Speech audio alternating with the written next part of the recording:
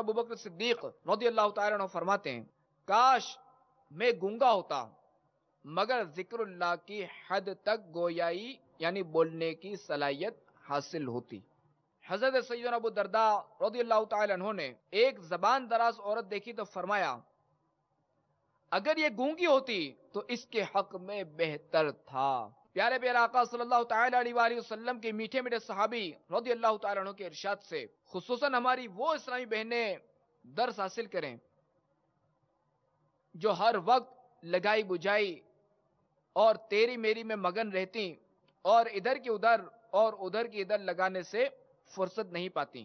اگر اسلامی بہنیں صحیح معنوں میں اپنی زبان پر قفل مدینہ لگا لیں تو ان کی گھریلو پریشانیاں، رشتہ داروں سے ناچاکیاں اور ساس بہو کی لڑائیاں وغیرہ بہت سارے مسائل حل ہو جائیں اور سارے کا سارا خاندان امن کا گہوارہ بن جائے، کیونکہ زیادہ تر گھریلو جھگڑے زبان کے بیجا استعمال ہی کے سبب ہوتے ہیں۔ ساس اگر ڈانٹ ڈپٹ کرتی ہو تو بہو کو چاہیے کہ صرف اور صرف صبر کرے، اپنی ساس کو جواباً ایک لفظ بھی نہ کہے اور اپنے شوہر کو بھی شکایت نہ کرے، اپنے میکے میں بھی کچھ نہ بتائے بلکہ منہ بھی نہ چڑھائے، نیز اپنے بچوں یا برتنوں وغیرہ پر بھی غصہ نہ نکالے۔ انشاءاللہ عز و جل کامیابی اس کے قدم چوم لے گی۔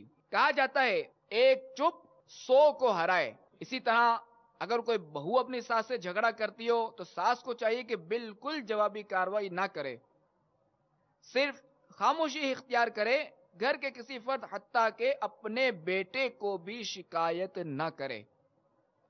انشاءاللہ عز و جل اس کہاوت ایک چپ 100 سکھ کے مطابق سکھ چین پائے گی۔ اگر صحیح معنوں میں امیر علیہ سنت کے اس مدنی نسخے پر عمل کیا گیا تو انشاءاللہ عز و جل جلد ہی ساس بہو کی لڑائی ختم ہو جائے گی اور گھر امن کا گہوارہ بن جائے گا۔ ہے دبدبا خاموشی میں، ہے بد بھی ہے پنہا، اے بھائی زباں پر تو لگا قفل مدینہ۔ میں نے کی دعوت کی دھوم میں مچاؤں، عطا ایسا کر حوصلہ